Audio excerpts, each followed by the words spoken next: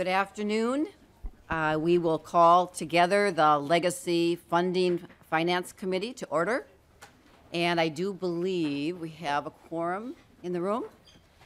So could I ask Representative Green to approve the minutes from February 6th? Yes, Madam Chair, I'd like to move the minutes from February 6th. Okay, all in favor say aye. Aye. All opposed, nay. Motion has been accepted. Okay, we've got a full agenda and animals in the house as well today. We are going to hear from the Como Park Zoo. We're going to hear from the Minnesota Children's Museum, Minnesota Public Radio, and Minnesota Humanities Center. We're going to do a little change in the agenda so we can accommodate people's schedules today. And so I'd actually like to pull up the last item on the agenda, and I would call Representative Bliss up, and I am going to move House File 806 before the committee to be laid over for possible inclusion in the Legacy Omnibus Bill. And Representative Bliss, please proceed. Thank you, Madam Chair and committee members. I am looking to advance. You caught me off guard here. What's the file number? 806. HF 806, and this is an appropriation for the Veterans Voices program, and we have a couple of guests here that would like to speak on that program. Okay, thank you. What our first guest, could you please introduce yourself for the record? Just introduce yourself in the microphone. Madam Chair and members, I'm David O'Fallon. I'm the president of the Minnesota Humanities Center, and the bill being introduced is for all the programs and purposes of the center, but especially including Veterans Voices. And I will walk you through some materials, but I'd like you also to know of the guest that I have asked to join me today. So would you like the guest to introduce himself at this moment? Certainly. Hello, Madam Chair. My name is Paul Riedner.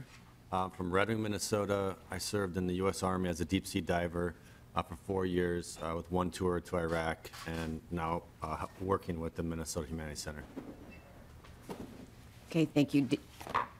Would you like to provide your testimony at this time? Madam Chair, I'd like to walk through an overview of the center first and then include Mr. Riedner's testimony in a few minutes, if that would be all right. That would be great. And I think, do we have copies in our folders as well of your presentation? Thank you. Members, I'd like to draw your attention first to this. I have a pretty low-tech presentation, by the way, so it's mostly me and some paper. And I'd like to call your attention to this long legal-size page, because that is the overview of the program and the budgets and how they have been used over the past few years. So it should have been at the very top of the materials handed to you. Okay. Make sure that everybody has this. Okay, does everybody have what we're looking at? Great. Great. So a couple of key things about the center that I'd like you to know. We're a nonprofit organization with a state charter, so we have this statewide responsibility. We have zero authority. We don't license anybody. We don't regulate anything. We can't command anybody's attention. So we have to be driven by doing things that other people find valuable, and that's my litmus test. Can we do things that strengthen the state, that bring people together, that add to our citizen engagement, if you will? That's the spirit of the center. So this is an overview of the budget and some examples of the work that we're doing. You'll see two big halves on this page in front of you.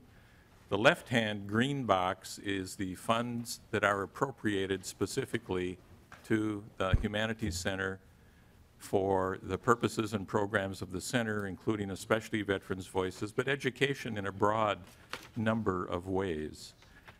We have a commitment to making sure that voices that have often been left out or not heard are indeed represented and heard. So we fund education, educator institutes. We work with K-12 education. And we make sure, for example, through things like creating new literature with the Somali community, with the Hmong community, with the Asian Pacific community that did not exist before. We created this anthology with the African American community of black writers in Minnesota, which I'm really pleased existed or did not exist before, but went into a second printing in just a couple of months after we created it. And stories from young Hmong women, third-generation Hmong women, who were able to tell their own story about becoming a new American, if you will, but honoring the culture and traditions of their deep and long and ancient culture as well, told in their own stories. So I'm happy to pass these around. I just don't have enough copies for everybody, Madam Chair. So just as examples, we keep investing in new work that's been missing, work that fits a need in our rapidly changing state. You see a column over there called Veterans Voices Programs and Events. And I think most of you know, but I'd like you to feel really proud of this. Minnesota is the only state to have set aside an entire month forever. October will be Veterans Voices Month in Minnesota. And we fill that with activities and education materials and resources and all kinds of examples of engaging the veteran with the multiple communities across the state. So that's the workshops under there. And then you'll see a square on the right-hand side of your page as you look at it, pass-through appropriations. And here's where we live at the discretion of the legislature. Sometimes you ask us to fund children's museums, other times not. Sometimes you ask us to be the home base for a heritage grant to the city of St. Paul or to other historical societies, and we do that. But that's totally at your discretion, so I don't carry those bills, but I'm very happy to be a good partner with that. I think two outstanding examples of this for us have been the partnership with the Somali community, Kajung. They've been a good partner with us because you asked us to pass through funding for them in the past. You see that. And we've also worked very closely over multiple years with the Minnesota Indian Affairs Council, who are present in the room with us today, just as good friends, for long-term commitments on understanding the sovereignty, the sovereign nations that we live with, and the education that has sometimes been less than fully developed around the sovereign nations and the rest of the state. So those are examples of ways in which this funding, I think, meets real needs, supports us as a state coming together. And with your permission, Madam Chair, just a few examples Certainly. Go ahead. behind this. So behind that first page is the map that shows you that we are, in fact, all over the state. I want you to know this. We take our statewide responsibility very seriously. Some examples of the program and the Veterans Voices program itself: workshops, materials, education resources, events, gatherings. I'll come back to that in a moment. A document labeled Absent Narratives we have created over the last 4 years or so, 1,000 new resources, online and in print, that did not exist before. That's with the legacy funding. Okay, Madam Mr. O'Fallon, Yes. Representative Urdahl, I think, has a question. Representative Urdahl. Thank you, Madam Chair. Not so much a question as a comment. Working with Dr. O'Fallon and the Humanities Center over the years in a lot of these different projects, the treaties matter, Kajug, the language programs. They've always been a very good partner with the Legacy Committee in working with those projects to make sure that the money gets where it's supposed to go and it's spent the way it's supposed to be spent. Dr. Fallon does a fine job, but of course we would expect no less from a Litchfield High School graduate. Representative Bliss, a question: is this isn't your first bill up, is it? No. Before this committee. I was wondering, these treats came from who? Como. Como. Okay, well, thanks to Como, but you know, I'm sure that Representative Bliss, you did bring treats to your first committee hearing. Well, apparently some learning has to happen around this place. Thank you. Any further comment, Representative Urdahl? I'm done. No, okay. Please proceed, Mr. O'Fallon. Just a couple more points, Madam Chair, and thank you, Representative Urdahl. I am a proud Dragon graduate of Litchfield High School, I must say. I was mentioning that we've created 1,000 new resources over the last few years, and I mean literally resources that did not exist before the capacity of the legacy funding to help them be created. And I want to point out one other thing, a relatively new project for us in conjunction with the Smithsonian. I'm sure that many times you ask questions such as, yeah, we gave you money, you did a program, what happened? Well, we make a big point in our programs of saying one of the things we like to make sure happens is we strengthen relationships. We try to bring people into the room that were not in the same room together before, whether it's with veterans or in this case, around an issue that the state feels ever more deeply. It's called water, right? And it's getting a lot of attention. So we've got this document, and on the back, I'll just show you one thing. We actually evaluate the strength of the relationships that are created in the communities in which we work. We have a team of people who do interviews and assessments and talk with people, and every community is increasing the diversity and the size and the strength of their relationships. They're bringing partners together that were not existing before. So we actually invest in evaluation. And I would just make one other point, because it often comes up on that tall first sheet where we talk about the budget. I'd point a couple of things to you on the bottom. Because we're a private nonprofit, we get audited by a firm every single year, of course, and occasionally by the OLA.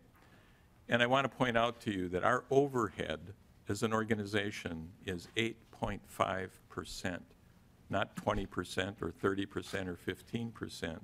So our administrative overhead to keep the shop running and keep it open is 8.5%. My joke has been, we're one bureaucrat deep, that's me. So there's sort of nobody else to hang your head on or hang your blame on or whatever. But as I mentioned, a key part of what we're doing is promising to strengthen relationships. And with your permission, I'd like to ask our Veterans Voices awardee, Paul Reidner, to speak. Thank you, Mr. O'Fallon. Please proceed, Mr. Reidner. Thank you. So I already introduced myself, but I found coming back from service into this community that I was struggling, and since that time I've been learning about PTSD, about moral injury, and about the things that were bothering me, and how to help. And now I run an organization called the Veteran Resilience Project, and I interview veterans and tell their story to the community and how to better understand. And David and the program at Minnesota Humanities Center reached out to us, let us know or to myself, because I won this award, and it's had a profound effect on me. And what it really gave me was a community. I came back to a community that wanted to learn about our experience and gave us a safe place to grapple with ideas. And what I think Humanities Center is really great at is figuring out what's left unsaid, and then kind of dealing with that together. And so, having gone to war and experienced things that nobody else in the country will unless they've been there, but everyone else in the country will vote the next time we plan to go to war. And so I think one of the only places you're going to hear an accurate account of what's actually going on is from a veteran who's in the right mental state, who's in the right place, so they can. So I think we owe it to our community as military veterans to get sharp mentally, physically, to come back and think about war and our experience, and then share it in a way that it can be understood. And Humanities Center has been that place for me and a lot of the people that I've come to know through their programs. So, thank you. Thank you, Mr. Reidner. Are there any other folks in the audience today who would like to testify on the Bill 806 before us? Anybody else? Okay, see no other testifiers. I want to thank the two of you and thank Representative Bliss, and would like to ask the committee for discussion or questions. Representative Green. Thank you, Madam Chair. Is this an increase? You asking for an increase this year? Madam Chair and Representative Green, yes, it is. It's asking for an increase of $150,000 a year in legacy funding for the purposes of the Humanities Center's program, and especially to support the growing network, not only of veterans, but others, but primarily of the Veterans Voices program. Representative Green. Madam Chair, I'm trying, I didn't do enough study on this, and I apologize, but it looks like there's been some specific appropriations that have been removed in the Veterans Program. Is that true? Madam Chair, Representative Green, no specific appropriations have been moved. The language in a previous bill, I think last biennium, said, here's $850,000 a year and you may use $100,000 of it for the Veterans Voices program. As you can see, we far exceeded that. I hope that's not a problem. But we'll continue to support this program. Sometimes, not in our legacy bill, but other bills that get attached to us, there's a specific appropriation saying, for example, you will give $250,000 to the Children's Museum or $100,000 to a civic education program or something. But nothing has been removed from this bill that would cause us to not continue to support and fund the Veterans Program. Okay, thank you. Representative Green. Thank you. Any other questions? Representative Thiessen. Thank you. So no, I just wanted to, I loved what the testifier said about this organization being a place where voices that aren't heard are heard. I mean, the Humanities Center is really a huge treasure in Minnesota and has done really amazing work for our state. And so I hope we fully support this appropriation. Okay, thank you, Mr. Thiessen. Other comments, questions from the committee?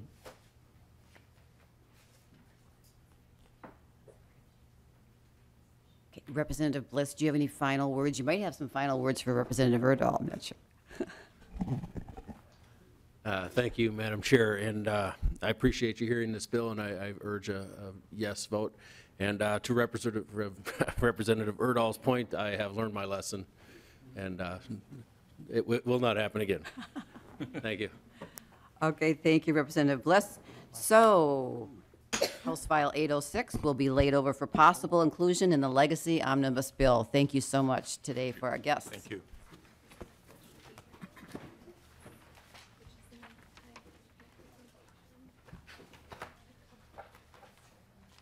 Okay, all right, great. Okay, we are going to move to the Como Zoo.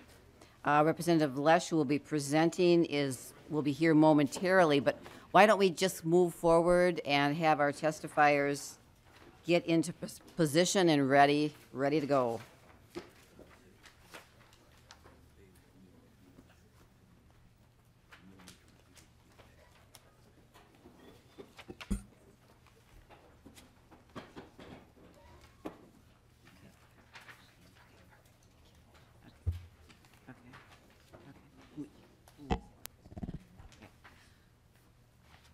Okay, I think what we are going to do is just have you begin, in interest of time, have you begin with your testimony. So if you could introduce yourself, and if you'd like to both introduce yourself and then begin. Thank you. Well, thank you, Madam Chair. And for those who were able to come out, first of all, for the record, my name is Michelle Furr. I'm the Director and Campus Manager for Como Park Zoo and Conservatory. And I think our visitors in the back are going to be wrapping up, but if you had a chance to meet, we had Chloe, who is our Hoffman's two-toed sloth. Chloe is our resident in Tropical Encounters and is just celebrated our 10th anniversary in that exhibit in November. She goes to a number of school programs around the state as well as programs at Como. And then we had Cupid, who is an African penguin, and yes, his name is Cupid because his birthday's tomorrow. And he also is an ambassador that goes to schools and programs around the state. You want to introduce yourself? Yes. And then we'll... Yes, Madam Chairman, thank you. My name is Jackie Steek, and I'm the president of Como Friends. So I'm going to give a quick overview of Como Park Zoo and Conservatory and then some past experiences that we've had with the Legacy Arts and Cultural Heritage Funding. So Como Park Zoo and Conservatory is Minnesota's most visited cultural attraction with just shy of 2 million annual visitors. And our visitors come from all over the state of Minnesota. Nearly 400,000 came from greater Minnesota, which is more than those who come from the city of St. Paul. Como is free of charge. We don't charge for admission, parking, or special attractions. And because of that, we attract a very diverse audience racially, economically, and geographically. In 2016, Como had a record year of voluntary donations with over $1.5 million donated. That is when you come into the visitor center, you see one of our 1,200 volunteers at our acrylic box, and in lieu of admission, we ask for a voluntary donation. Our voluntary donations represent 21% of our operating budget, and the City of St. Paul, who owns and operates Como Park Zoo and Conservatory, provides 43% of our operating budget through their general fund. And doing some quick math, taking our total budget along with our admission numbers or estimated attendance, we came out with $3.74 per visitor to operate. And comparatively to other cultural institutions in this community, that cost ranges anywhere between $14 to $47 per visitor. Como is an economic engine. Recently, Como worked with Sapphire Consulting, which is a pro bono student consulting group comprised solely of members from the Alpha Kappa Psi professional business fraternity at the University of Minnesota. And they did an economic impact study using methodology that has been done in previous studies, and the results were staggering. Over $162 million in the local economy is produced each year because Como Park Zoo and Conservatory exists, which is about over 2,000 jobs. And that's from people who come to Como and have to purchase gas in your communities or buy lunch or dinner on their way, as well as the funds that we spend to operate. And that doesn't include any of our capital investment. For every dollar that we spend on capital projects, $2 is contributed to the local economy. Science learning happens at Como. A growing body of research shows that access to non-formal learning environments like zoos close the achievement gap between low and income families. Over 425,000 students from across the upper Midwest are served through a variety of programs with a focus on STEM and Como's mission to inspire the public to value the presence of living things. The public and private sector have come together to provide even more opportunities to these students along with improvements to Como. Como Friends, as Jackie introduced herself, is our nonprofit partner.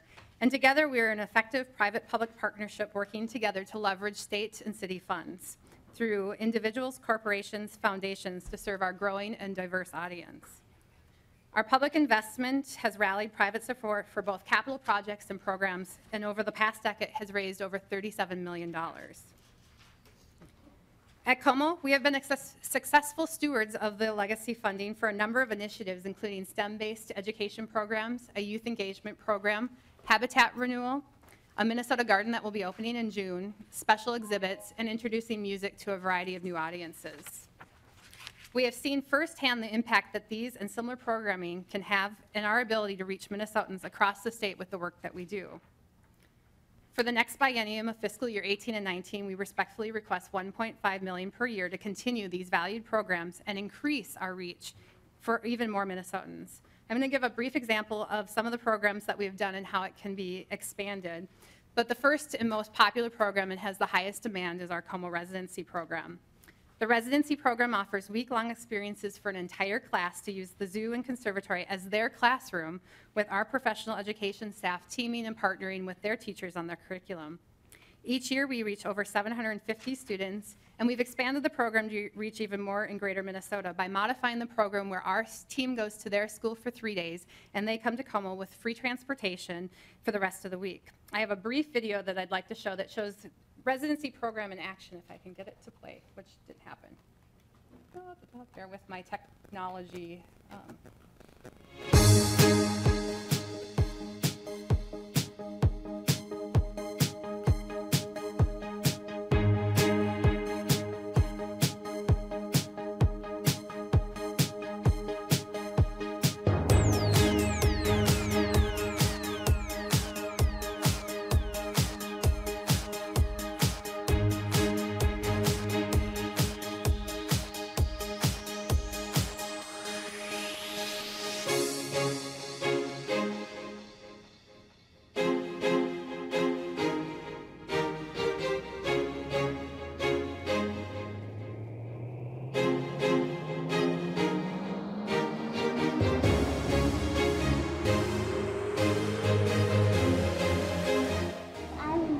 does a new program because it's so cool. I get to see all the primates, all the carnivores, omnivores, and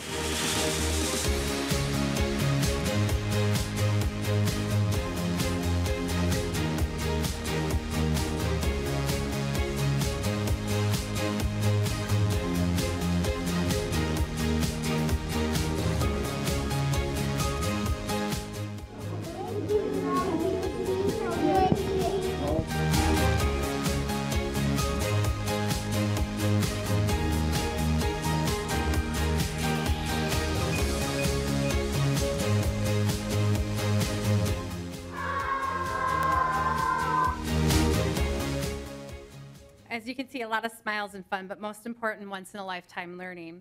We survey students at the beginning of their week and at the end of the week, and some of the results show that a 61% increase in students who said that they now know how to use engineering to solve problems, a 30% increase in students' knowledge of what can be recycled and composted, and a 25% increase in students who said that they now know that their actions affect plants and animals around the world. Other STEM-based programs that we are offering as part of the Legacy Funds is our Little Explorers, giving over 3,000 preschoolers each year their first taste of informal education. If you come any Thursday morning, a new theme is offered with free play and engagement. We switched the program in the summer months called Project Passport to cater to older students, which use plant and animal ambassadors like Chloe and Cupid that you met earlier to create this next generation of conservationists. And then we offer Nature's Engineer, which is a high-dosage STEM-based program. And our teachers that we survey say that it really does help to enhance their STEM curriculum in their year. A new program that we introduced last biennium was our Youth Engagement Program. This is a teen leadership development program for 9th through 12th graders who develop an action plan and projects for their community. We have been able to leverage private dollars through Como Friends to expand the program with a week-long kickoff and micro-grants to execute those community projects. We focused some of the funding on adding immersive and expanding educational experiences and habitats with interactives and interpretive graphics. This spring, we'll be completing phase 1 of our large cat area and hope to move into phase 2 and 3 in future years. The Como Regional Park is rich in history, and in preserving the formal gardens has been well received. This June, we'll be opening the new Minnesota Garden with a new art installation as well. Get Closer has been part of Como's motto for over a century, and that is ever present in special exhibits like Blooming Butterflies that returned in 2016 with over 95,000 visitors in this immersive space. Other exhibits have included local artists, photographers, and exhibitions. If you ever find yourself looking for something to do on a Sunday evening to get your flora and fauna fix, stop at the conservatory. For music under glass, or when the weather warms up, for our Groovin' in the Garden series. This music series offers musicians from across the state a venue and audience to introduce their diverse sounds. In the past year, over 7,500 people have taken advantage of these free concerts.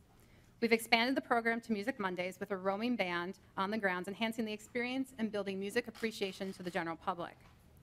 As you can see, we have been able to offer a number of options to reach as many as we can, both on-site and off-site, high dosage to brief touches utilizing these funds. None of the programs would be possible without the Arts and Cultural Heritage Funds. So thank you for your past and continued support.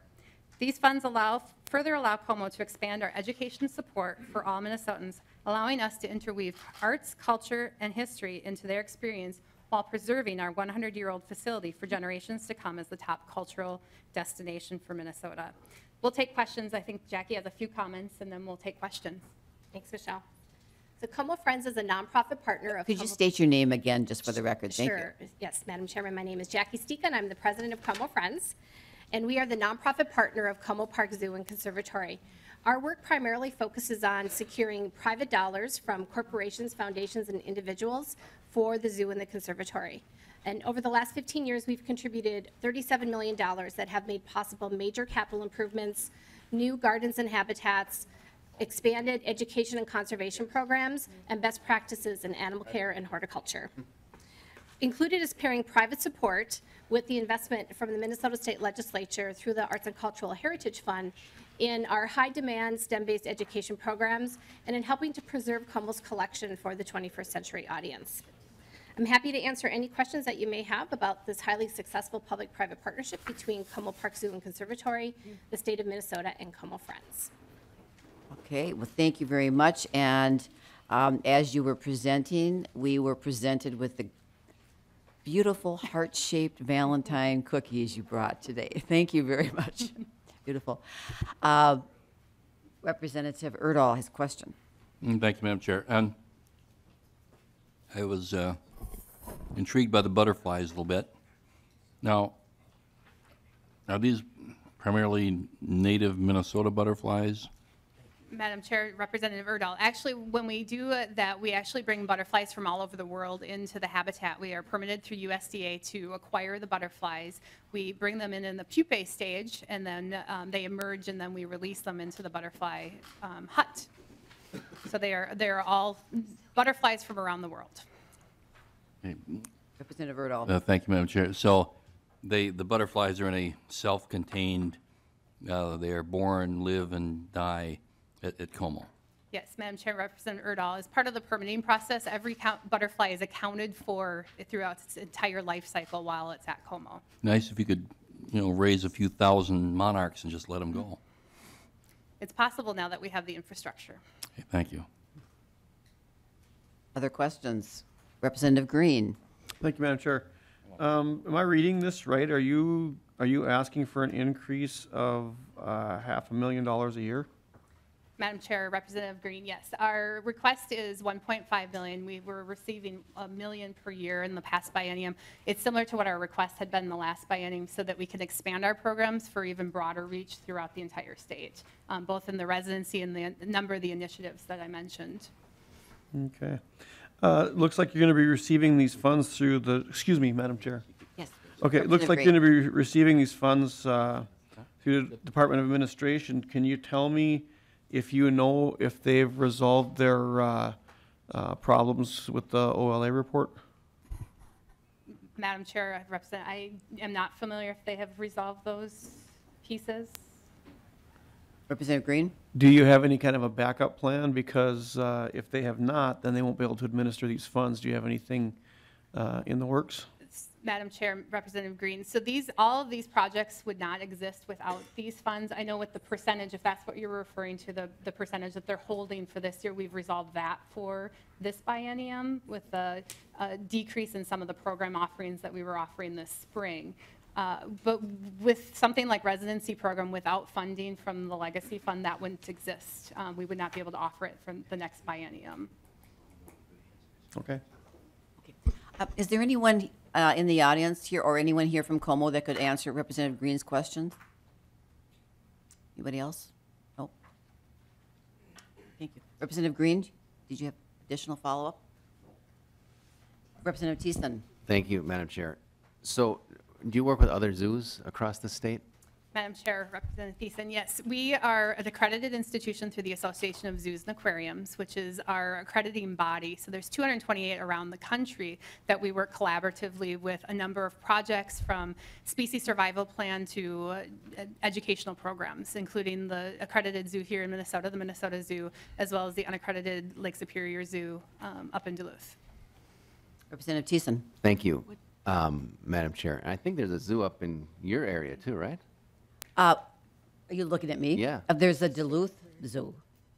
Aren't there? But isn't there's one near Grand Rapids, I think, too, isn't there, in that area? Not in Grand Rapids. Madam Chair, Representative Thiessen, there's the Little Falls Zoo that is also still working on getting their accreditation as well. Okay.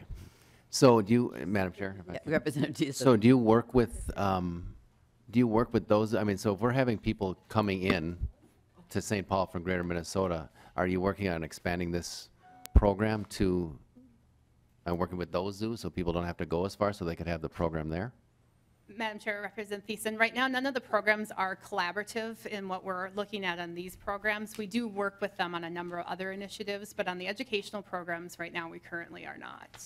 Okay. And Madam Chair, Representative Thiessen. thank you. And I mean, and the program sounds good. Do you have any information that actually makes a difference in people doing better in STEM? And we have a lot of people come in here and use the word STEM because everybody likes STEM, but do we have any actual results? Madam Chair, Representative Thiessen, we do survey, like I said, for the residency program, we do a pre and post survey. And now that the program is in its third year, we're going to be able to get some quantifiable information from those teachers. We have a lot of subjective data from the teachers of what they're seeing, the difference from them being able to use the appropriate language in those inferences that they're learning and how they're applying the engineering. It's really hard to get some of those measurable pieces, but we're working on how we can capture that so that we could answer that effectively. And Representative Thiessen. thank you. Just one last thing. And as you're doing that, are you getting, what information do you have on kind of, closing the achievement gap or reducing inequities, that kind of thing? Any data that you have on that? Madam Chair, Representative Thiessen, we have sort of that pieces of what people are learning and what they're taking away with from before they start the program to when they stop. So their increase in knowledge is increasing. We're still, because of it still being in its infancy, we're still trying to capture that quantifiable data on the long-term effect. Representative Thiessen. Well, thank you. And Madam Chair, and just not for that particular program, but kind of for all the programs you're using the legacy money for, that I think it would be helpful. I actually think, Madam Chair, it would be great if our committee, maybe I should put in a bill, but if we would actually have everybody that gets money come back with reports on how they're affecting, geographic, racial, socioeconomic inequity across the state, because it probably should be something we're focusing more on. So if you could get any information you have on that, that'd be great. Thank you, Representative Thiessen. It sounds like we're looking for outcome data and change that happens as a result of the programs. Great opportunity for young children to participate, hands-on, great learning experience. Other questions? Representative Murphy. Just, Madam Chair, just for clarification, is all the money that Como Zoo and Conservatory receives from the state of Minnesota from the Arts and Cultural Heritage Fund, Legacy Fund? Madam Chair, Representative Murphy, we also receive a little bit of fund in the Lottery and Loon DNR funding, and the Metro Parks has a small percentage. So we get two little grants to those two programs for Como Park Zoo and Conservatory. So I'm going to go back a slide just because I'm going to say it right. So about 8% of our operating budget comes from the state, 9%. And that's including the legacy funding. Representative Murphy. Madam Chair, then could you tell me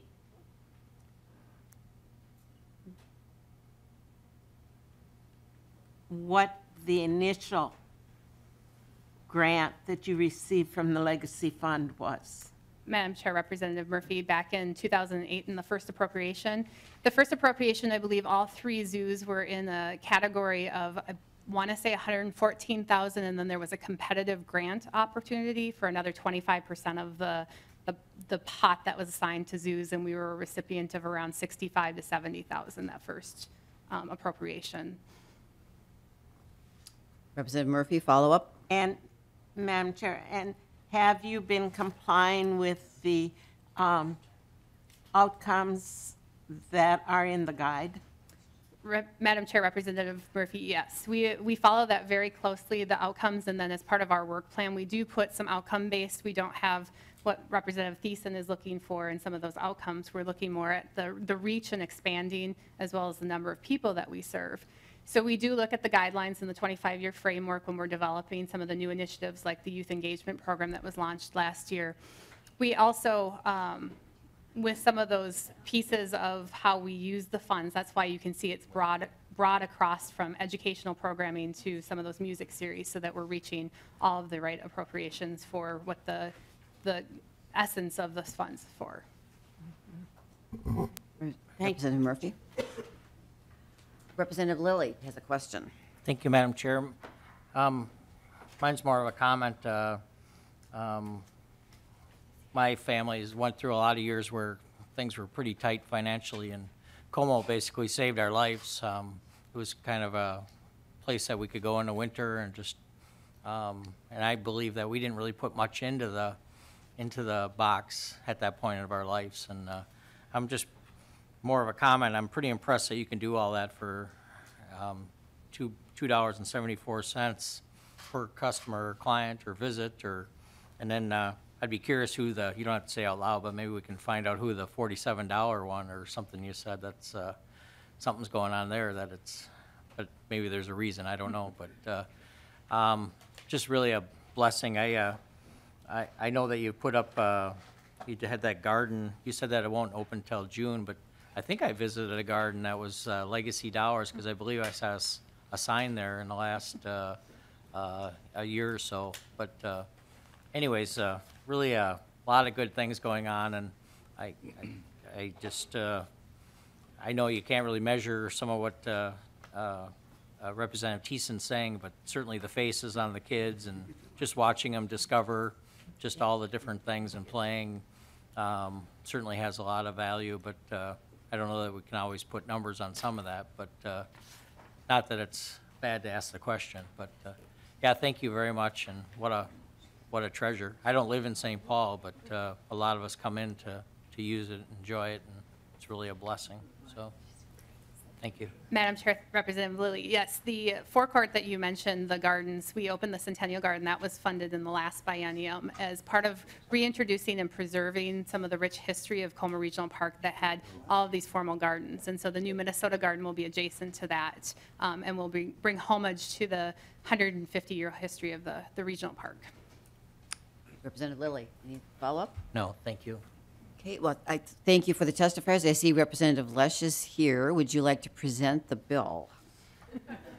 Already did that. Present Bill 715. Well, thank you, Madam Chair. Myself and Representative Gunther were just arguing vigorously over the rules in Rules Committee, so that's why we were absent. He won, by the way. I don't know if you're wondering who won. He won. But obviously, the folks here have done an outstanding job as stewards of Como. I've been privileged to represent the whole of Como Park now, including the Zoo Conservatory, since Representative Hausman lost it in redistricting about 5 years ago. But it really is a regional jewel, and it is a park that works. And my predecessor, Tom Osthoff, well, Representative Murphy remembers him. I don't know if there's anyone else on the committee who, Representative Wagenius remember him. But his priority was making sure that zoo and conservatory remain free, because it's oftentimes we don't recall and appreciate what that amenity does for the entire area. If you don't have a lot of money, you can bring your kid to a picnic at the park and visit the zoo, and it doesn't cost a lot of money. I remember once every 2 years, my family and I got to go to Valley Fair, and my mom packed a cooler lunch because we couldn't afford the food inside the park. But Como is like that. Como is that option. You got to have options like that for people, and the investment we're talking about now sustains it in the way that it needs to be sustained, because it is a zoo and conservatory that works. So that's all I'll say about that for now, and you've already heard a lot of details about the project itself, which is an important piece of how it is sustained. So thank you very much, Madam Chair, and I'm honored to be able to carry this and appreciate your consideration. And I appreciate the chair's support as well. Okay, thank you, Representative Lesch. Is there any further discussion on the bill? No further discussion, then I move that House File 17 be laid over for possible inclusion in the Legacy Omnibus Bill. Thank you. Thank you, Madam Chair. No, You guys announced the animals we got here? Oh, good. Oh, yeah. Hey, by the way, Madam Chair, everyone make sure you eat a cookie here. Very important. Thank you. I know Representative Murphy's going to eat. Thank you to the presenters. Representative Lesch, here's one for you. Right here. Ready to go? Okay, we're ready to go. Representative Urdahl.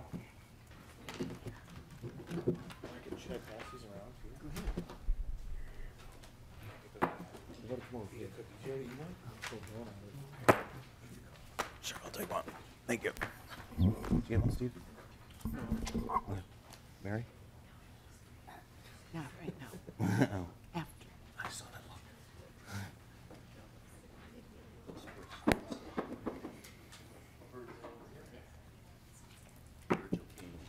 So far, everybody that's. Okay, Representative Urdahl. would you like to move House File 1017 before the committee to be laid over for possible inclusion in the Legacy Omnibus Bill? Yes, I'll move House File 1017 to be held over for likely possible inclusion in the omnibus bill. Okay, thank you. Please proceed with your presentation. Thank you, Madam Chair. House File 1017 appropriates $1.4 million from the Arts and Cultural Heritage Fund to create opportunities for arts access, and arts education projects in 2 museums, the museum in St. Paul and also in Rochester and additional locations around the state.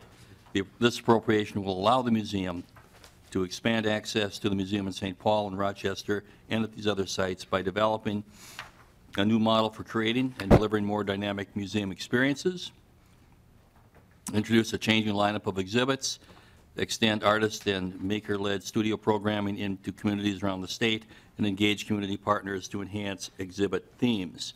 I've had the privilege of touring the St. Paul Museum, that was last year or the year before, but we have done that. They do fine work there.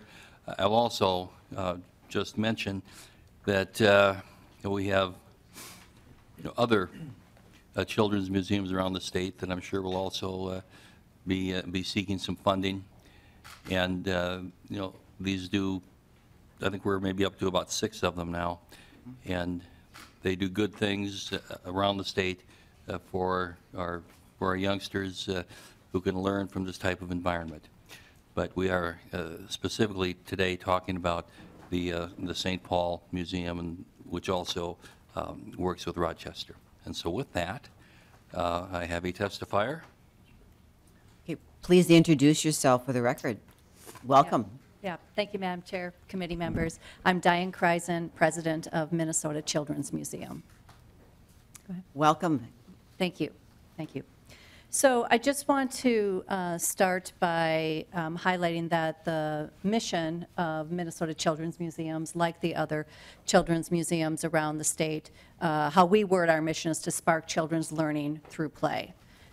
We create experiences that are hands-on, open-ended, exploration that's based on the research of how children develop skills and build their brains. So I want to first, though, start with talking about how we have used prior appropriations. Thanks to, and so hopefully everybody has, we have a 2-pager that I'll be referring to, and so the history of prior appropriations starts on the bottom of the first page and goes on to the second page. And I'd say that thanks to those prior appropriations, we have reached more than 1.5 million Minnesotans with arts and cultural experiences. Our projects have served visitors from all over the state of Minnesota who come to our main museum location that's located in downtown St. Paul. That's what this kind of color block picture here of the state of Minnesota is highlighting, where folks come from. And we know that at our St. Paul location, 25% of our audience comes through a free and reduced admission program. So we make sure to open our doors to families and not have financial barriers prohibit a child's access to these learning opportunities. In addition to that, the polka dot map, as I like to call it, highlights the communities that we've gone to around the state. We have reached beyond our walls to serve families in 27 cities around Minnesota. And the projects that we've done center around 5 themes. We have opened a satellite museum in Rochester, Minnesota, that has served more than 155,000 visitors since it opened its doors there. And the legacy funding is a key element of helping us provide the same free and reduced admission access at that location. We've also installed literacy-based exhibits in 13 libraries throughout the state. They go from Grand Rapids to Owatonna, and the estimates in working with the libraries there is we believe that that has served about 450,000 visitors since those installations have happened. We also, throughout greater Minnesota, we developed a literacy-based exhibit that went then and toured communities around the state, where it would stay in a city for about 3.5 months before moving on to the next city. And that went to 13 locations that spread out from Thief River Falls to Worthington.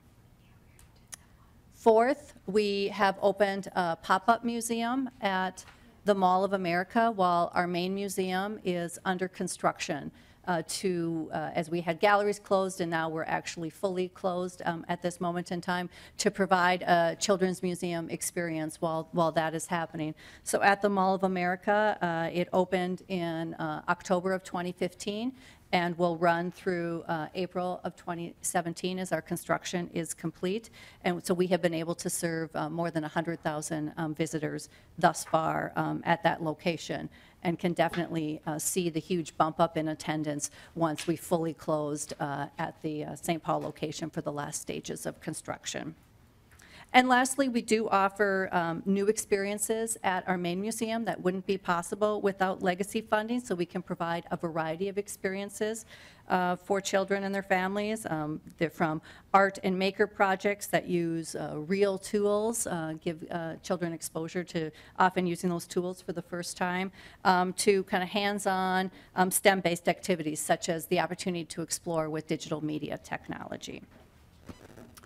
So in the last 3 appropriations, we do have the history of our appropriations in this gray box on the bottom of the front page. You can see in our last 3 appropriations, we received $1 million. This request, if I'll move on to that is at the top of the page, and the table highlights the different very specific initiatives we have. Our request this year is for $1.4 million to create opportunities for arts access and arts education. And as Representative Urdahl said, that is for 2 museum locations as well as partner sites around the state. To just paint that picture a little bit, at our main museum in the Twin Cities, we do want to create more dynamic experiences that really can delight families with fresh activities.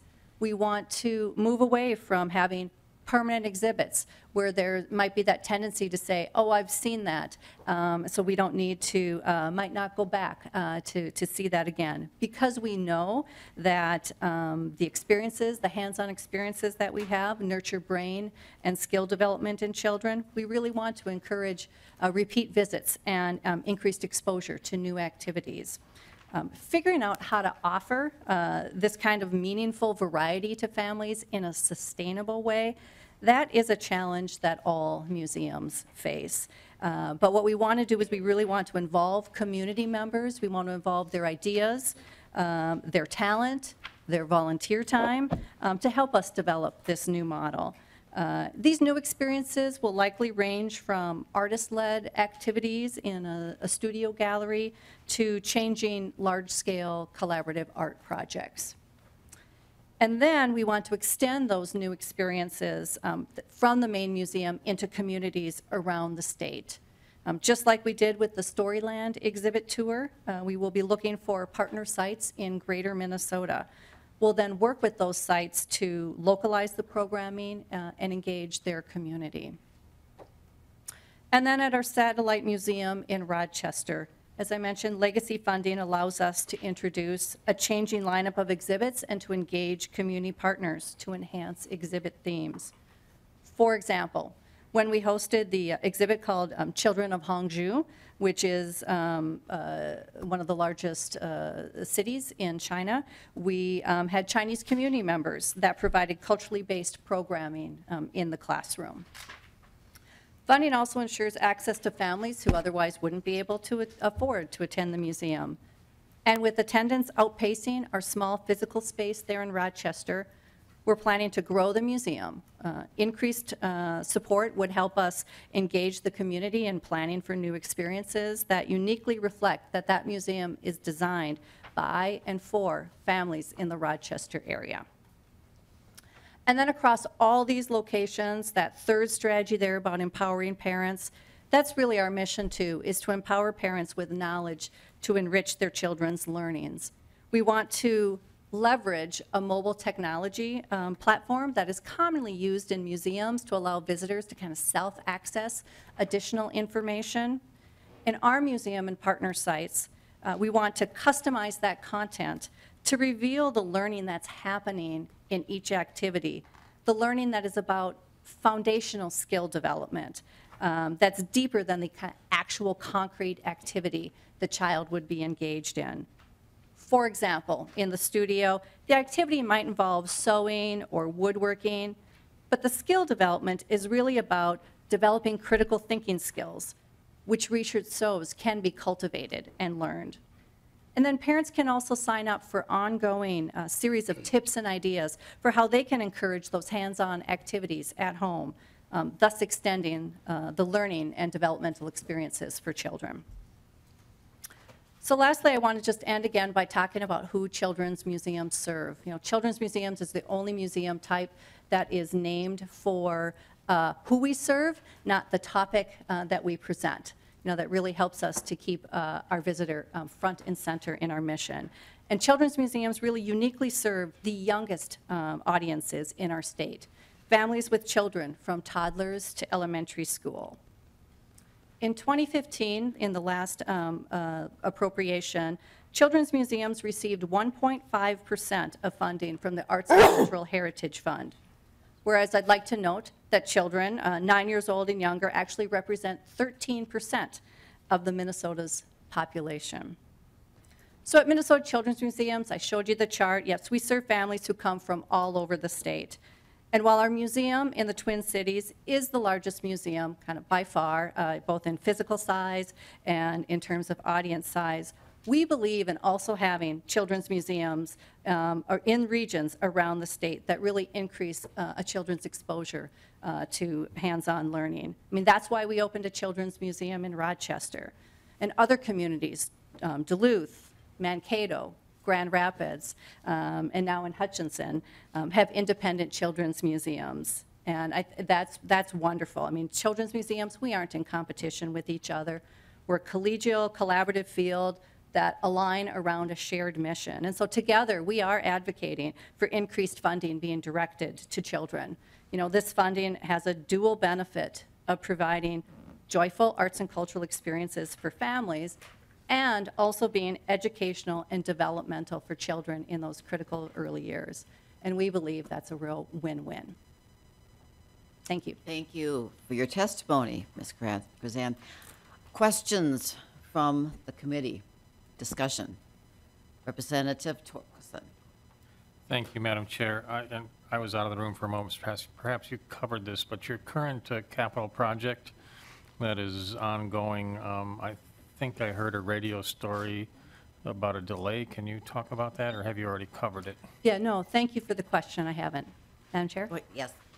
Yeah, so yes, we did announce we had been on track to reopen in April. And in the expansion of the museum, there is a 4-story glass addition that's been added on to the front of the building.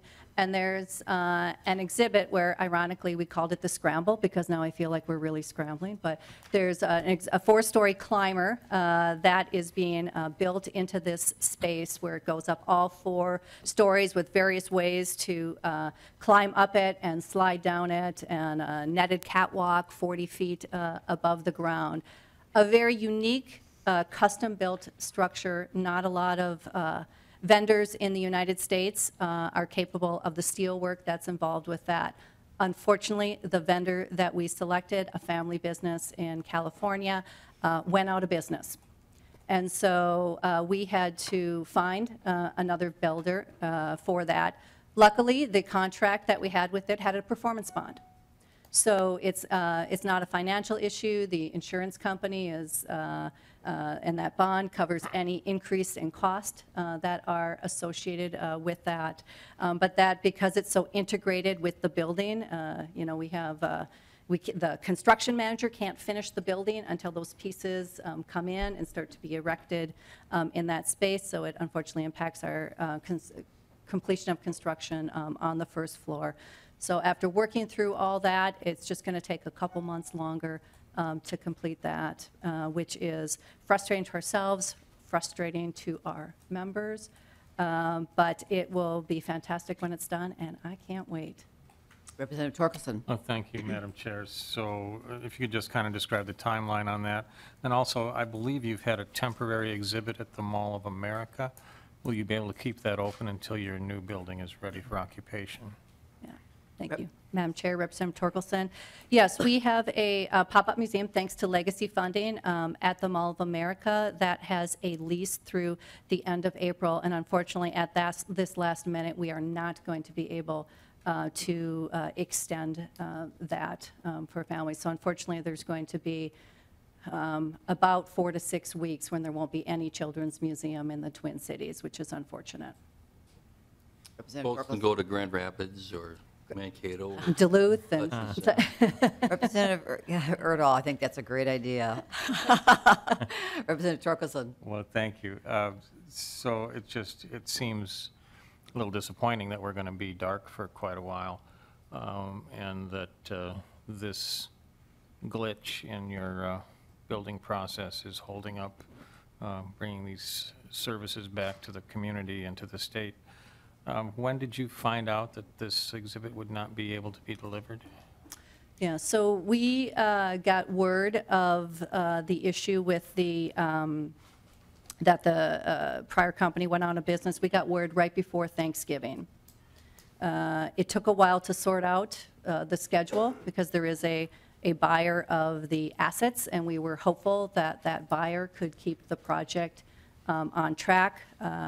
But as we have learned, these projects are highly complicated, and just last week, we got the detailed schedule from it and felt it was prudent that we needed to communicate a delay. Day after we communicated the delay, we got a new schedule that says now maybe they can open in mid-May, so I'm hopeful that we can accelerate, but felt it was the prudent thing to do to, communicate that we are seeing a delay, so our members, as we know, there is pent-up demand for families to have the Children's Museum open again, and we are anxious to get there. Representative Torkelson. Final. Thank you, Madam Chair. So is there any truth to the rumor that the company in California went out of business because of the horrible business climate in California? Ms. Krzan. Yes. Although I would say this project's so large, we had to engage 3 exhibit fabrication companies to do it. And I will note that the 2 other companies are Minnesota-based companies that are coming through right on track. So we have only had problems with one fabricator who was not located in Minnesota. Other questions from the committee? I have one question. You're talking about collaboration with other children's museums, and I appreciate your acknowledging other children's museums around the state. I'm just wondering if you could just talk in detail about how do you collaborate? Do you share exhibits? How do you collaborate with other children's museums? Yeah. Thank you, Madam Chair. Yes, a variety of different ways. So first of all, in communities around the state, we have, with libraries predominantly, we have put exhibits into the smart play spots, we call them, the permanent exhibits into the children's book area, including the library in Grand Rapids. In addition to that, with the Storyland exhibit, we offered up to partner site locations for them to have, thanks to legacy funding that this was made possible, that they could have this exhibit in their space. Without any expense with that. And I know that the Duluth Children's Museum and the museum located in Mankato took advantage of that opportunity as one example of that. We also often share expertise with each other. In fact, that's how the Rochester location ended up being a satellite museum for us as over the years, as people would call and ask questions. I know that staff from other sites, come and visit our location and ask about customer service, ask about how do you handle this situation, that situation. And in Rochester, that particular one just evolved into a more formal arrangement of becoming a satellite museum as well, too. Most of us are members of the Association of Children's Museums, which again is a professional way where we share with each other, what we're learning and a variety of, and just share knowledge. Thank you. Yeah, it seems as though with funding coming through Legacy to a number of children's museums, it would be nice to hear that efficiencies are there and sharing and collaboration and maximizing the use of the funds would be welcome. Representative Lilly, did you have a question? Oh, just saw some movement. Any other comments from the audience? Anyone else have comments on this bill? Representative Urdahl, do you have any closing words? No, just thank you for your attention and consideration. Okay, thank you very much. Thank you for our testifiers. So with that, House File 1017 will be laid over for possible inclusion in the Legacy Omnibus Bill. Thank you. We have one final item on the agenda today. It's not a bill, it's a presentation by the Minnesota Public Radio and Legacy, their Legacy Fund request. So if our testifiers want to take their seats, Mr. Newhouse, Mr. Kavanaugh, welcome to the committee. There's cookies up here if you'd like a cookie. Happy Valentine's Day early. Okay. As soon as you're ready, you can go ahead and introduce yourself for the record.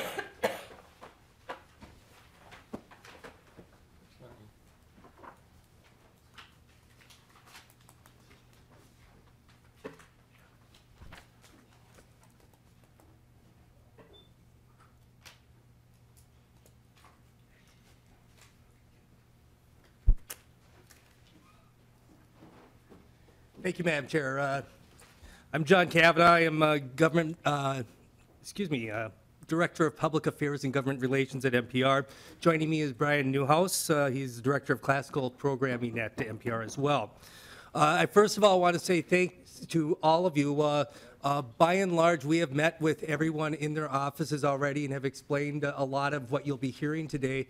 We go into a little bit more detail and try to respect the direction by the chair as far as exact information that he wanted in these presentations. Let's see if we can move here.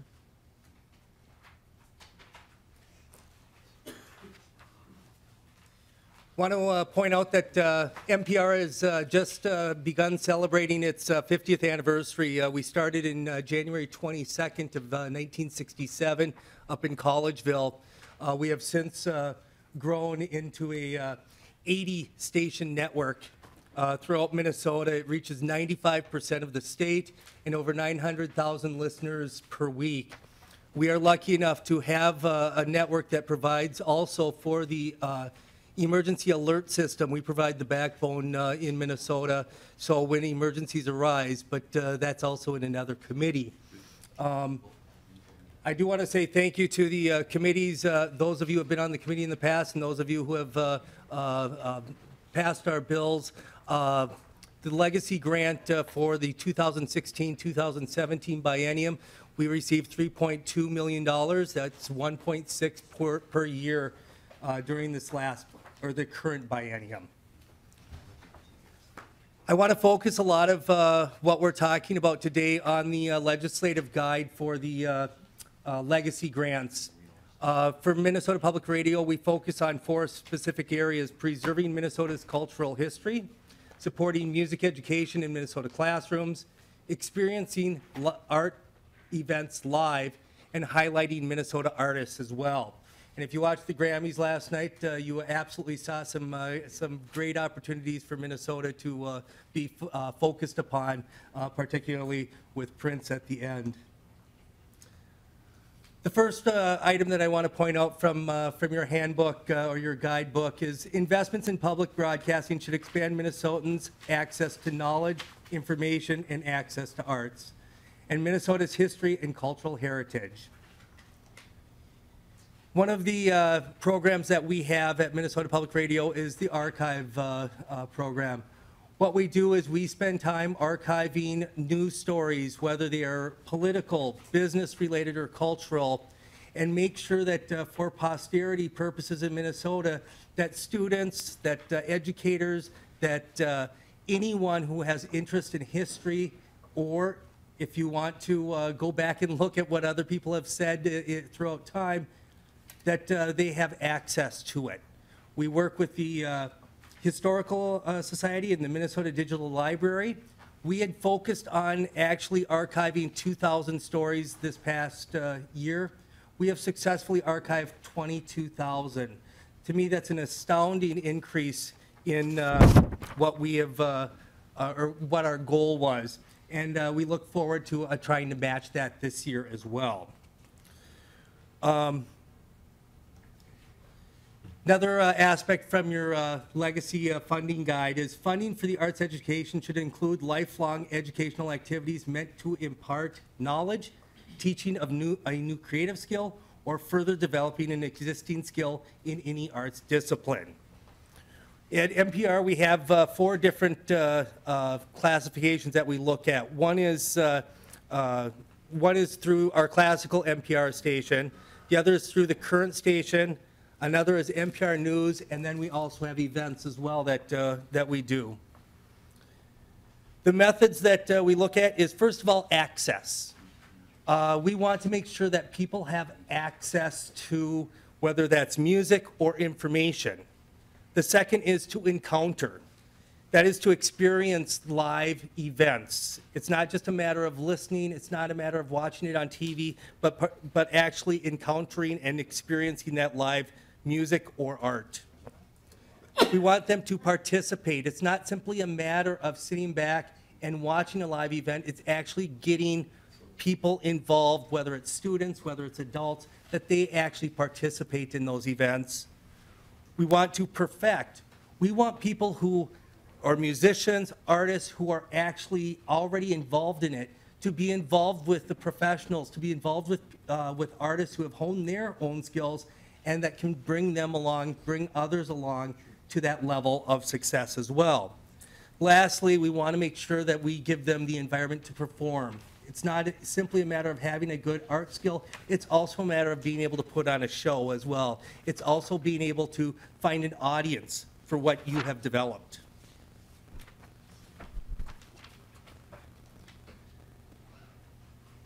In a moment, I'm going to pass this off to Brian Newhouse, who I've already introduced. We have a program that's called Class Notes, which we feel exemplifies exactly what I talked about very well. Thank you, Madam Chair. Brian Newhouse. Brian Newhouse. The Managing Director for Classical Music at Minnesota Public Radio. We have been very fortunate to receive the funding from this committee. We began about 5 years ago with a change of course at Minnesota Public Radio. As you know, we're a radio shop and we make radio shows, and that's been typically a one-way proposition. But as our leadership and our audiences have changed, we realized we have to be much more intentional about flipping that conduit around, listening back to our audiences and our communities and trying to be of greater service to them. About 5 years ago, I received a message from our leadership saying we're going to try to organize our activity around some areas of specialty: healthcare, education, the environment, a few others. So for me, in classical music, I thought, how can I be of value to teachers and students around the state? So I literally started picking up the phone and calling teachers and asking them to visit us in our St. Paul headquarters and to engage in a 2-part conversation with me. First one is, tell me what your daily life is like. Second part is, how might a media company with statewide reach, how might we be of value to you? The answers that we got from the first part was, what's your daily life like, is a strong chorus of about 30 to 50% of the music educators and the budgets in our state had been reduced between the years 2000 and 2010. Teachers were swamped with demand and strapped for time, and they asked me, what could you do? What resources do you have that can make me more efficient, make me more effective in the classroom? And what you're going to see today is our response to that from Minnesota Public Radio. We call it Class Notes. Our website is free and open to every school teacher. There's no cost. There's no password protection on it. Teachers can come and get it at any time of day, including homeschooled parents. Class Notes artists, live in-school concerts that we have put through the funding of this body. We put artists in schools all across the state. A video library, short 3 or 4 minute kid-friendly videos that deliver music lessons to teachers who may not know how to teach it, but they can play this video, the kid can learn it, and there's also curriculum that we write and we put in the teacher's hands so they'd be a little more equipped to teach to it.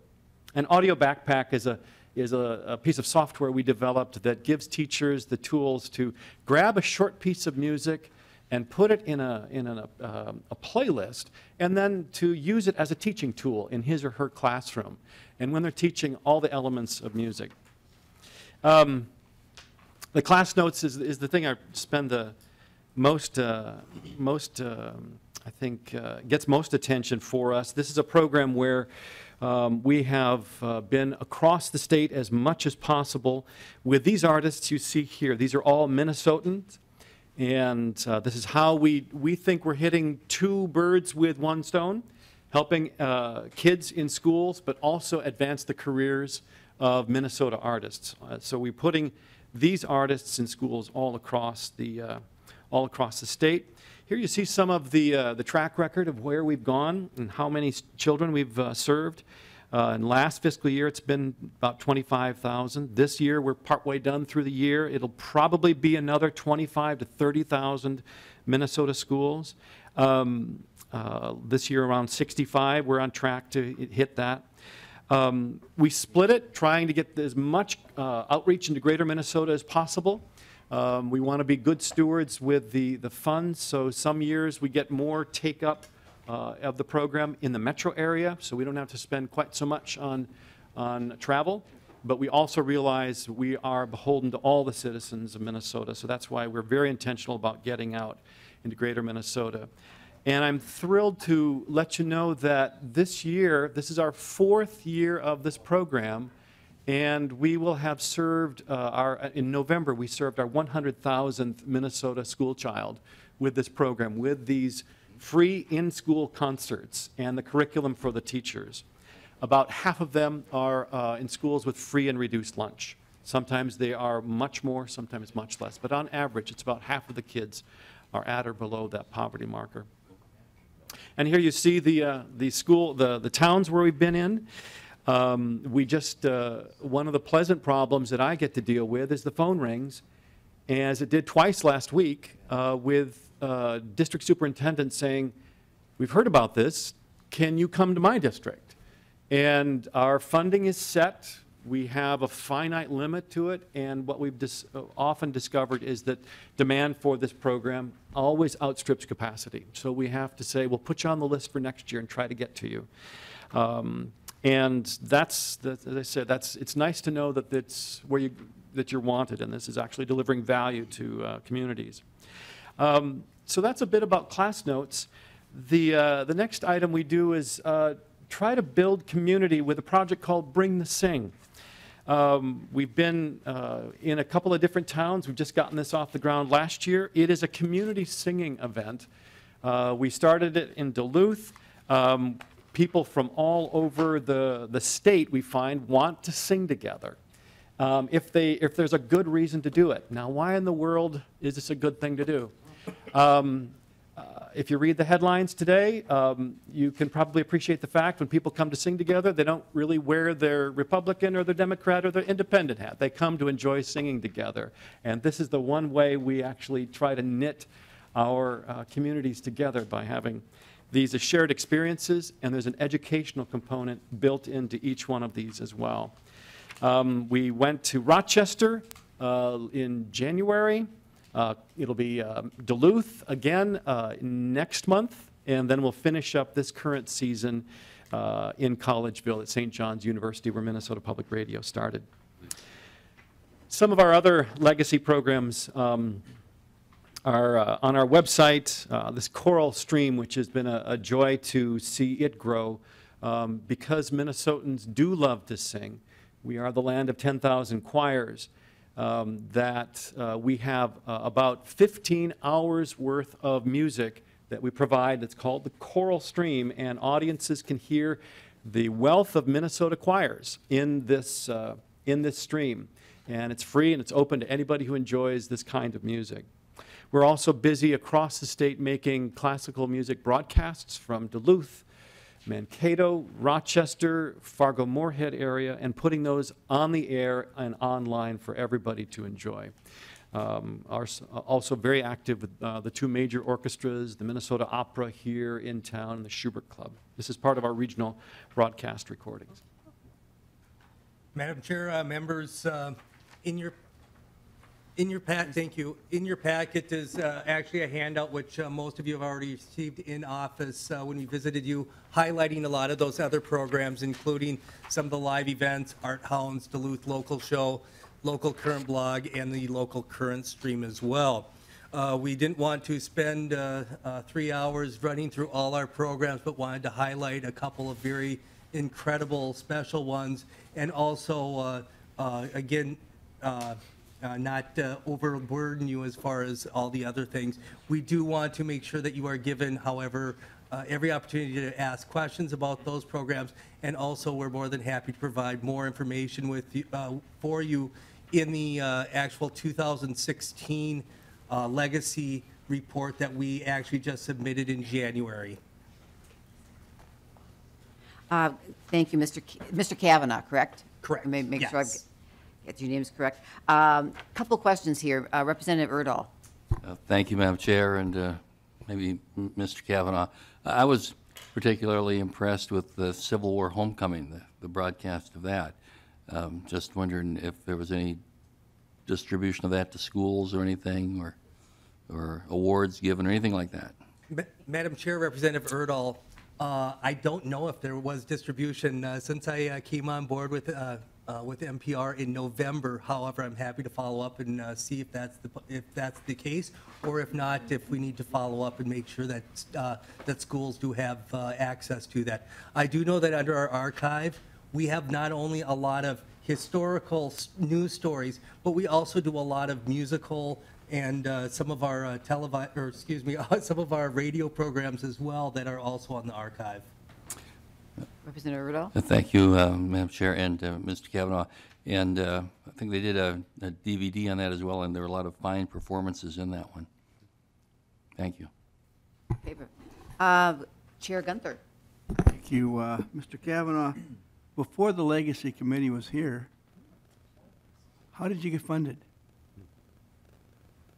Madam Chair, Representative Gunther, we did not have these programs prior to All Legacy. new because of Legacy. Correct. Thank you. Thank you. Representative Green. Thank you, Madam Chair. A couple of questions. On page 6 of your, it starts on page 6 under class notes. You have a list of artists here that you're bringing into the schools. Is that correct? What is the cost of each performance in the school? Madam Chair and Representatives, we are paying the artists essentially union scale. So if they were to give a concert elsewhere, we are providing them the same compensation.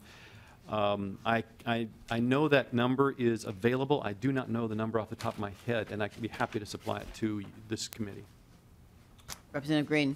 Thank you, Madam Chair. So these are artists that perform in other places and get paid there at the same scale as well? Madam Chair and Representatives, what they get paid elsewhere is their particular business and business model. We try to be as fair as possible with them, and for that, with a very basic threshold for that is union scale. And so that's what we use, because we have relationships with other artists and other arts organizations around the state. We want to have a level playing field, and that union card is actually a very good place for us to start. Representative Green, follow up. Well, thank you, but I guess I'm wondering then, are these, where did you find these artists? Did they approach you? Madam Chair and representatives, essentially, yes, though we often hear about artists doing interesting work, and that might be in the Duluth area, it might be in the Rochester area, and we've known that we could pick up the phone and call the Duluth Superior Symphony and ask them for if they have any ensembles that appear within the orchestra who might go by their individual names, and then would they be interested to go out on our behalf into area schools. And yet sometimes the calls come to us as well. As this program grows and gets more profile, artists know about it and they call us and say, we would love to do this. So it's both, actually. Thank you. Do you get like many requests? Are you turning people away, or are you giving them all a venue? Mr. Newhouse. Madam Chair and representatives, can I ask a clarifying question? Is that the artists or the schools? The artists. And the schools too, as long as you brought it up. Yeah, the schools, we are, as I mentioned, we are disappointing them because we don't have enough funding to provide all the schools with the concerts that they're asking for. So we have to limit it based on the funding. And in terms of the artists, we find that we vet them so closely because they need to be superb musicians and superb teachers, and also great communicators to kids. And to find that skill set, those three parts of that skill set, that's a rare artist. Many artists are very comfortable simply in performance, and that's what they train to do. But that's not the DNA of this program. It's really about to reach a child, to inspire a child, and to get them enthused about making music. And that's a rigorous process. So we winnow that down very closely. Representative Green. Okay, thank you, Madam Chair. Then I just have another question for now, unless Representative Urdahl spurs me on here again. But you broadcast these as well, is that correct? Madam Chair and representatives, that is correct. Each one, yeah. And so what is your, how many listeners do you have? You must have some kind of a scale that says how many people are listening at a certain time, or? Correct. Madam Chair and representatives, that is correct. To Classical Minnesota Public Radio across the region, we have in a given week, and this is really where there's a little bit more detail I could get into, but in a given week we have about 300,000 listeners to Classical Minnesota Public Radio Network. And depending on when we drop those select performances in, it's a subset of that. Friday morning at 7:30, there are more listeners than Tuesday afternoons at 5:30. So that's it, but we try to broadcast these with as much exposure across our radio audience as possible. We actually give them multiple broadcasts, so as many people as possible hear them. Okay, Representative Green, did you have one more question? I have one more. One more. And then going back to the first question, then you said you paid the Union scale. What is the average that you pay a performer or a group for performing at wherever they perform? Yeah. If my colleague here who actually writes the checks were here, I could get you, excuse me, Madam Chair and representatives, I can get you that number. I do not know it off the top of my head. Right, thank you. I'm not generally filling out that check. Okay, we've got just a little more than 10 minutes remaining, so would you like to continue with your presentation? Thank you.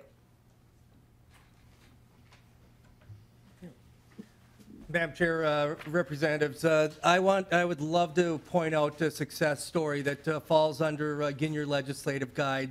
Funds for long-term activities should be allocated strategically so that the activity or organization funded can be successful beyond the life of the arts and the Cultural Heritage Fund. There is a day that unless you decide to bring this back to the people to re-up the legacy fund, it will stop funding. We have a very great successful story through a program called Minnesota Varsity. Minnesota Varsity was established in 2011. It was established with legacy funding. The purpose, and would you like to explain more about it, since you actually run the program? Sure, Madam Chair and representatives. Varsity, as we come to call it, just Varsity, was a spotlight that we were inspired by, frankly, American Idol. And we thought, we experience in our concerts and in our conversations with our communities the astonishing accomplishments of high schoolers.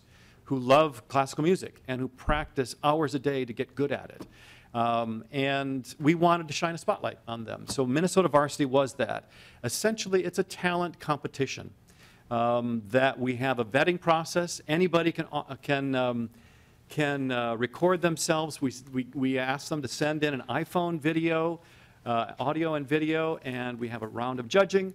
And then that goes through another round of judging, and there's no one winner. We wanted to make it a bit more inclusive, so we spotlight 5 artists on the stage at the Fitzgerald Theater in downtown St. Paul each spring as what we call our spotlight artists. And it's really to showcase their accomplishments and to applaud them and to inspire other kids across the state to do likewise.